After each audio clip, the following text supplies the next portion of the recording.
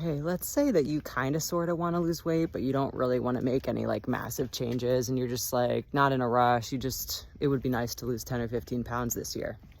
I have some tips for you. So this is especially applicable if you've been pretty much maintaining your weight over the past year, maybe in a few pounds. That's a good indication that you've been pretty much in energy balance for the most part, not day to day, but over the course of the year. Just meaning that the amount of energy that you're taking in, calories through food and drink, and through your activity level, through exercise or just your general movement, the calories in versus calories out are about equal. So if that's you, the good news is it's not really going to take much of a tweak on either side of the equation to really create a gap in energy balance, calories in versus calories coming out, and that will put you into a deficit. And over the course of a year, you can pretty effortlessly lose a good amount of weight. So if we look at the expenditure end of the equation, if we're just looking at steps, you don't have to work out, but you should increase your walking. Most Americans, cumulatively, Americans are getting less than 5,000 steps on average. That's a sedentary lifestyle. So we want to bring that up to at least lightly active or moderately active. If you can't get 10,000 steps, that's fine, but you should aim for at least 7,500.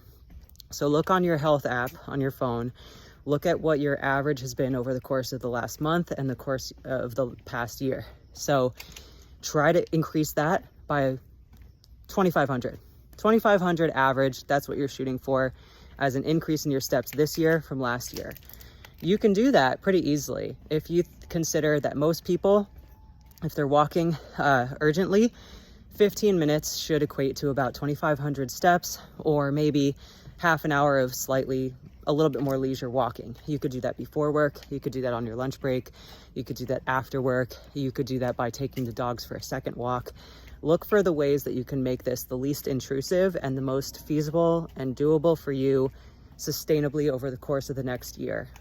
Now, on the intake part of the equation, you don't have to overhaul your diet. You don't have to cut anything out. You don't have to remove anything. You can keep your diet pretty much the same as it is, but look for ways that you can just reduce the calories coming in.